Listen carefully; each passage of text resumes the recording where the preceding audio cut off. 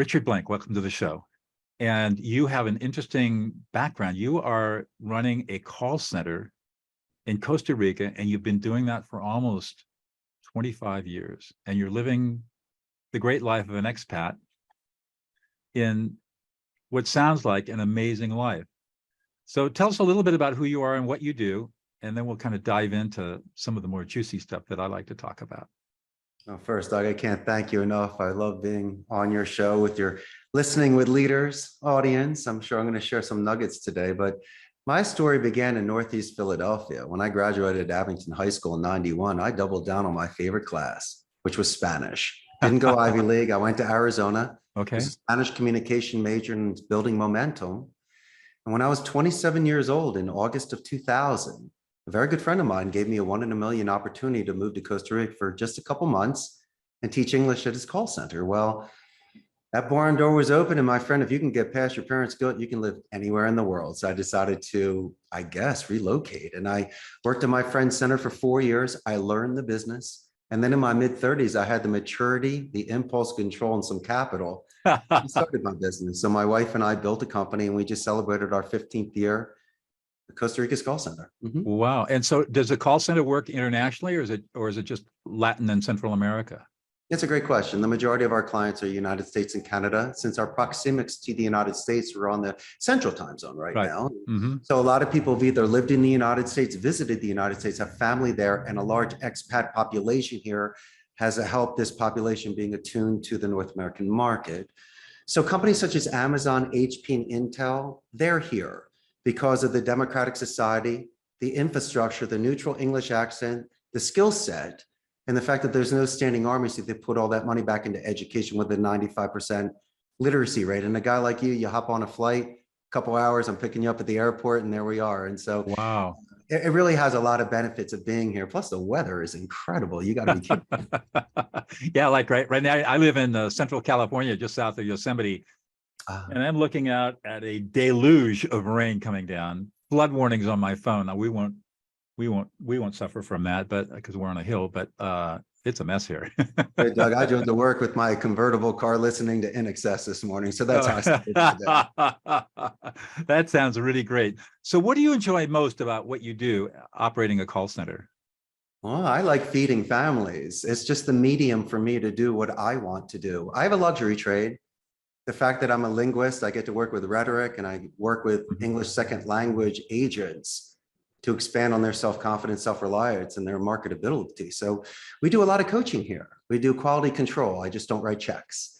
Wow. And so when I hear somebody speaking on the phone and using specific soft skills, doing positive escalations with gatekeepers, using military alphabet, knowing when to interject with rebuttals and clarification questions, it's a beautiful dance. It's a nice art. And if these individuals can build upon these skills, then they can make a fortune down here and earn more than most vocations. And so besides feeding family, it was a lot of positive reinforcement of me being a leader, because I needed the HR, I needed accountants and attorneys and CTOs to run these companies.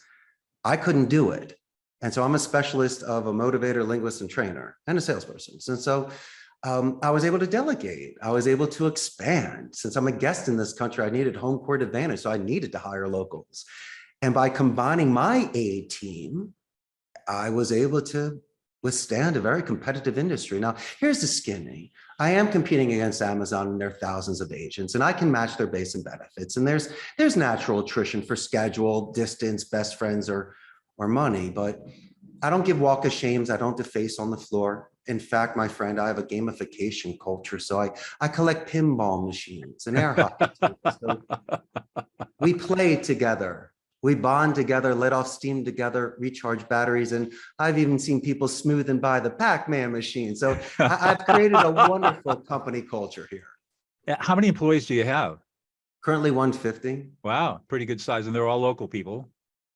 Yes, and unless they have their legal paperwork to work within Costa Rica. So we follow all labor laws, but I'm open to everybody. And sometimes I'll have some expats or people that have served in the military in the United States. I'm not saying I have favorites, but those are usually the people that I like to promote most. And I am a guest here, and I need to follow certain laws, and the clients that I work with have to understand the labor laws. Not only that, there's certain things that you do in New York, Chicago, and Philly you might not want to do here, right? Right. Profanity might not be appropriate. Sometimes an overzealous supervisor might be misunderstood in regards to his motivation. Don't write in red, don't bold cap. And so I need to sometimes integrate two cultures together so it works. And so a lot of it is just educating the client in regards to working on, leadership. I love the idea that you see yourself as a linguist and a trainer and a teacher. I mean, as a CEO, that's a very, first of all, I think that's what the role of the CEO is primarily, but it's very unusual to hear people talk about that. Tell me about those roles. First of all, as a linguist. That's quite easy. I'm in a very strict Catholic country. So you need to be diplomatic and strategic with your vocabulary, with your semantics. And so it's better for me to absorb and to learn even the bad words in case they use them against me or I do not use them. And so by doing this, it just acclimates yourself even better. But no, as a linguist, as I say, it's a seller's market. These individuals can choose accounts. So I don't do things to compromise their ethics. They're clean accounts. We don't do stocks or casinos or sports books, pharmacies or sweepstakes. We don't do the things, Doug, that Hollywood glamorizes. There are call centers that sell stock and they have beautiful delivery rhetoric and they dress in three pieces, but not everybody sells stock. There's a lot of individuals that make and receive calls to retain a client, get upsells, referrals, and even an exit interview with companies. And most companies today, Doug, are preferring omni-channel non-voice support, chat and email, where I stress to my clients the importance of live interpersonal communication to maintain that relationship. So to answer your question, what do we do and how do I do this? I have a passion towards the art of speech. I believe that if I can build future leaders and I can give them such rich vocabulary, transitional sentences, and allowing them to engage in conversations, I think they could be incredible outside of the office. They could save a marriage, a Thanksgiving dinner, and make 1,000 best friends. That's what I do, Doug, down here. That's pretty darn cool. Have you seen transformations with people that you worked with where their lives have changed because of working with you and your team? If they allow me to. If they start off strong with me, yeah, fill out your resume and tell me you're loyal. But if you start not showing up at work, we got issues. Right. I can't fall on the sword for you. I can't cover for you at the office if you can't even show up on time. Right. And how am I going to promote you if your peers don't respect you? So why don't we do this? The first time I meet you, besides being impressed that you're bilingual, it shows cognitive skills, structure, and discipline. We both bring that to the table to show respect. But why don't you turn your piece of paper over, Doug, and write me a coming of age moment when you beat up a bully or saved a kitten? Can I see the depth of your bench? So on a rainy Wednesday, I can call you the champ or the kitten saver. Right. And we can get real sometimes so I can call the balls and the strikes. Yeah, I love that.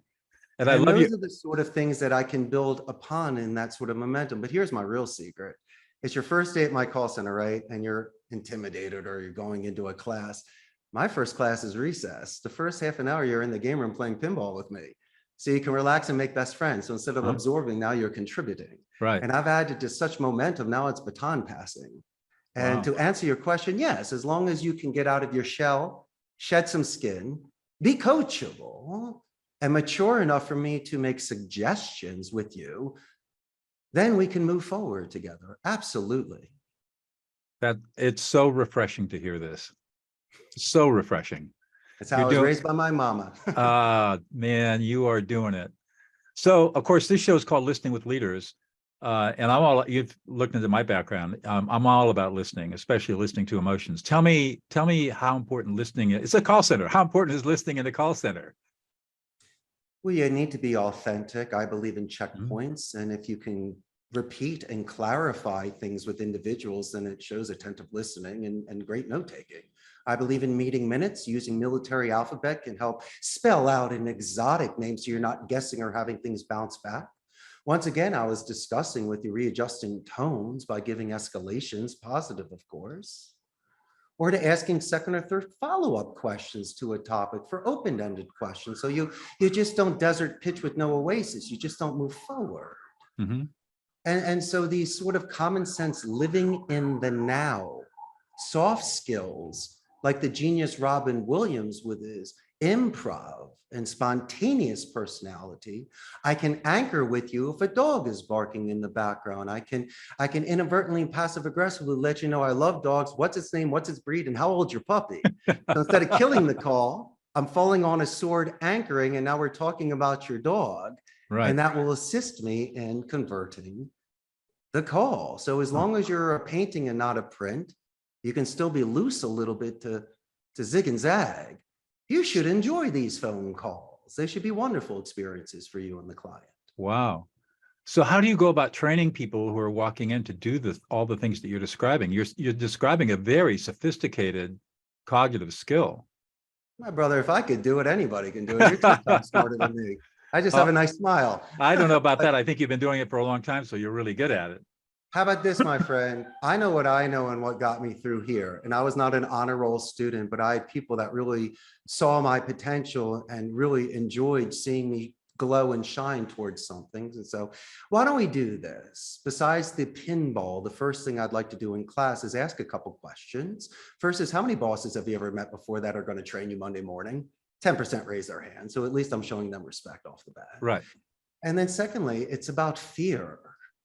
Any campaign I'm going to put you on, Doug, it's 10 times easier than you learning a second language. And if you're not breaking the law, why are you afraid of a cop? If you're not cheating, why are you afraid of a teacher? Right. And if you're coming to work on time, pen at the ready and coachable, why would you be afraid of me? Give me a clean slate like I am with you. Let's be real like that. And if we can start strong like that, we can move forward like that. Don't blame me on your last guy. And so I put fear into perspective. I'll give you your armor and your shield and your sword. And yeah, you'll look great on your white horse. But my man, if you do not have the psychology to walk out there with your balance and your focus and being in the now, you're going to get knocked out.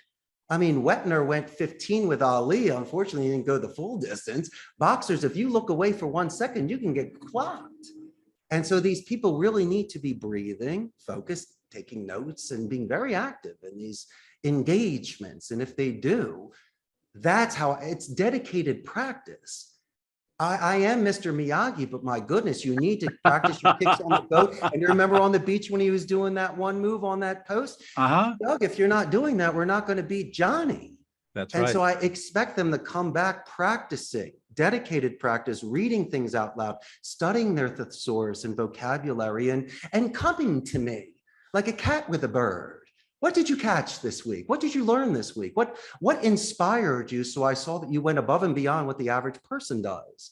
That is the sort of energy that I'm looking for. Wow. I would guess that people love working for you. Most of them do, but some of them peace out and leave and Well, say I was the worst boss ever. What are you going to do? You're the worst. No, I mean, you can't please everybody, but I mean, and some people just have so much wounding inside, you know, there's nothing you can do with them anyways. So they can't look at me in my eyes, and they know I gave them the all. Right. And guess what, my friend? Something happened outside of the office. That's right. No idea. Right. That caused these individuals to make these sort of decisions, because when I see them in the mall, sometimes I'll get the hello, and then they'll come to me and go, "Yo, man, I'm so sorry. This was happening. This was happening. It wasn't you." And I know it wasn't me. Right. And then I make them feel guilty a little bit, and then we move on. But you know what happens then, Doug? Then I got to make a call to my client. Because when I get the surprise, I show character during chaos. And so I'll call you and go, "Hey, Doug, Billy didn't show up today." So what are we going to do? Listen, I got a couple people in the loop. I've already had one person trained. I can bring them in right now. We're back and going. And if we can get through this together, what happens when we scale and have 50 seats together? And then we're aces. And so I try to not encourage those moments, but when they happen, I'll jump on that grenade immediately. I can't wait to make that phone call and tell you great news, Doug, because I got a solution for you. Right. So you're staying really actively engaged with your clients, staying ahead of the curve. In a call center environment, of course, there's a huge attrition. Yeah. Yeah. So you have to. Huh. But it's nothing personal. As I say before, I'm not going to make you cry. I'm not going to force your leaving. Right. Because that's stupid. You're cutting your nose to spite your face. But you know, if you have a better schedule for your university, it's closer to your home, or your boyfriend or girlfriend works there, or let's just say you are so talented after working with us, of course, that you can earn an extra $3,000 a month. What do you want me to do? I've done my job. Now it's time for Richard to let go of Doug's bike. Right. You see where Doug goes, you know? That's really cool. Tell me Yeah. about empathy, the importance of empathy and leadership empathy. It's got to be sincere, Okay. and it's got to be given both ways. But I can't extend empathy if you're scared of something. I Right. want you to be bold, but I want to see that you try. And if you do, we can do it at certain stages. I believe in praising in public and critiquing in private, but Mhm. it's really not critiquing. I'm going to use your call against you. I have the luxury of a quality control department. So Doug, if you're not feeling well today, and I know you did 44 the other day, I'm going to pull a call today and go, you didn't even say Mrs. Jones' name. You didn't use the military outfit. She asked you how you were doing today, and you continued, didn't say, I'm doing fine, Mrs. Jones. Thank you so much for asking. You didn't ask about her dog. It's her 5th year anniversary. It's in the notes section. Why don't you mention that to her? And her name of her company is Mrs. Jones Ice Cream Sundaes. Why don't you scream that when she picked up the phone and ask her what her favorite flavor was? You're out of character today, Douglas. What's wrong with you? I've seen you at your best. Come on, kitten saver. You know what you need to do. Oh, Rich, I didn't sleep well last night. My stomach hurt. I'm fighting with somebody. I go, okay, champ. But remember, you're here to recharge your batteries so you can accomplish what you need to do outside of the office. You want to double down on bad. This is the time to flip it around. Do you want to get some water? Yeah, sure. Let's go get some water. Would you like to play some pinball? Yeah, Richie, let's do 5 minutes. All right, champ, because I know your track record. You are the man. Let's go downstairs, water-faced coffee. We'll get back and you're where you need to be again. Wow. That's where I get the respect of the crew. Right. Right. That's Because I love impressive. you, Doug, and I don't want you to quit. I know you're having a weird day, and that's why I got to get you back into where you were Right. before. Right. Excellent. There are a lot of lessons there that in how you're talking about, and a lot of lessons that a lot of leaders could pick up on it and learn. Do you Really want me to impressive. threaten you and fire you? No. They have leverage. You can do that, but the agents have leverage. They can always leave, and then you have no friends at your Chuck E. Cheese party. Right. That's There's right. a special balance there with everybody. And I would hope that you would build a reputation in the community that this is a cool place to work. It is, but it's also a small environment, which means that they know their boss. So if they have some sort of frustration, they can literally take it out on me. Right. And I've had my car scratched before. What do you want me to do? But as I say, that's the Sisyphus, that's the rock up the hill. And this is what I asked for. This is the price that you pay for being a CEO, but not only a CEO, a frontline with the people CEO. Look what happened to Patton when he was with his people. I mean, Chesty is a Marine. Right. I mean, when people sit with their people and eat with their people, they might get spoken about by their people. Right. And I'm okay with that. That's old school leadership for me. I believe in circles. I believe in synergy. This is not 1984. Don't put me on a pedestal. I am a part of you as you are of me. You mentioned earlier things on the table, everyone leaving something on the table. Well, how about the mutual respect and dignity? And I will take the responsibility of giving you job stability. And if your mother shows up, I'm dressed to meet her downstairs. You think I'm kidding? Do you know how far that gift goes? When I meet your mother and I go downstairs and just say, Doug's the greatest kid. No, I will mention 5 examples of when you were a top performer in that call with Mrs. Jones's ice cream sundae call, where you know through real empathy that's sincere that I really told her a real story about what you really did. And then they're going to talk about it that night on how proud I am of you. And it's sincere because I backed it up with 5 stories. Right. And I told you to calm down and wait a minute because I'm still not finished with your mother. Right. Who's welcome at any time. Oh, it's a wonderful culture. And they say, well, Richard, you're the first one ever. And I go, Donya, that's a shame. But I may not be the last, because when your son or your daughter becomes an owner of a company, they had that one perfect boss, which was me. And they're going to pass that tradition and pay it forward, because that's the old school things that we do. You don't need a computer for that. I don't need electricity for that. I could be at a swimming pool and still doing this. I don't need technology to back me up. I am the backup. Right. I think if your audience can do things like that, not rely on technology, you will be the brightest diamond out there. Really cool. I mean, I get excited listening to you, frankly. Just your whole The attitude. jukebox in the background, I treat myself too. That's a system full of Regis. Don't kid yourself. I don't work all day. We also play. We have music in the center. We make it, as you say, my man. We make happy house. We make it very Right. cool. So I got one more question for you. We'll wrap it up. Sure. Tell us one thing about yourself that we wouldn't know unless you revealed it to us. Oh, you have no idea what I'm going to do when I retire from this. I'm going to write children's books. Whoa, no way. Good but for you. It's going to involve mini golf and Rube Goldberg experiment. So you sit tight. This is going to be fun. Oh, yeah. I love that. I love that. Good for you. Mhm. Richard, thank you so much for being on Listening with Leaders. This has been an amazing conversation. I really appreciate it a lot. Thank you. Had a great time, Doug. Thank you.